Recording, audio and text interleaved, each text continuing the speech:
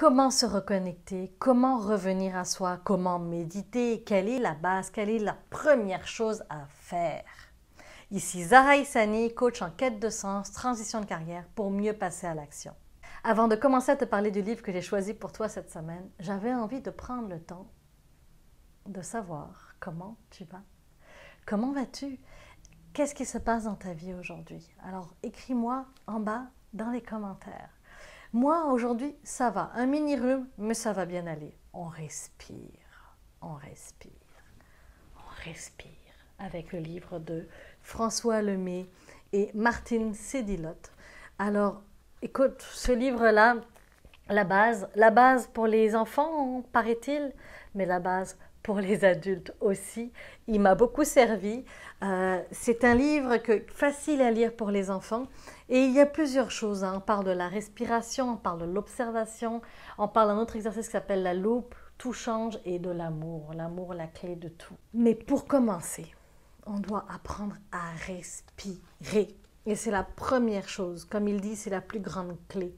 Pour débuter, je t'amène sur un chemin très simple, mais vraiment important. C'est une clé que tu dois comprendre car elle ouvrira toutes les portes. La respiration. Cet air qui entre et sort de tes narines est un bijou très précieux. C'est la toute première piste à suivre pour découvrir ton trésor. Observe bien attentivement. Quand tu es plutôt agité ou que tu as peur, ta respiration devient rapide et très courte. Mais quand tu respires doucement et profondément, tu deviens de plus en plus calme. Donc la respiration t'aidera tout au long de notre aventure. Tu verras, je vais te montrer comment bien l'utiliser, un pas à la fois. Et vraiment, quand on parle de respiration, c'est ça. C'est de juste prendre conscience de ce qui se passe ici. On va dire exactement comme j'ai fait à Vipassana au mois de mai dernier, où on devait juste s'asseoir et respirer et regarder ce qui allait se passer ici. Donc,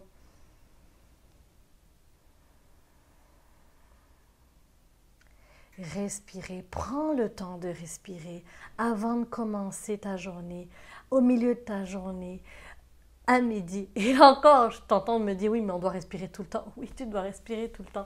Mais vraiment, d'habitude, on respire sans forcément en prendre conscience. Là, je te demande vraiment d'être conscient que tu es en train de respirer, consciente que tu respires.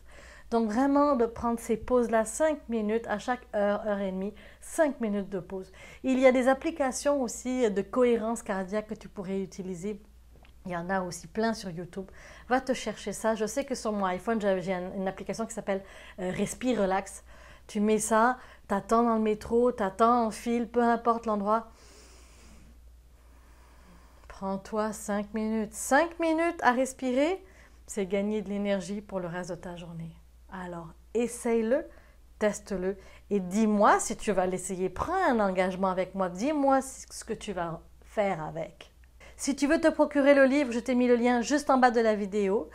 Et encore une fois, tout autour de la vidéo, selon où tu te trouves sur Internet, tu as des liens pour des exercices gratuits, e-book ou exercices, des outils concrets pour vraiment donner du sens à ta vie et passer à l'action.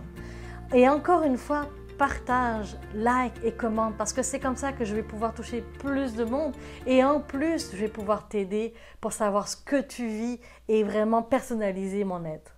La semaine prochaine, on va parler de procrastination. Comment arrêter de procrastiner avec Jacques Hébert. C'est un être merveilleux qui te donnera des outils concrets pour vraiment arrêter de procrastiner si tu te vois dans ce comportement. Alors, je te dis à la prochaine. Bye!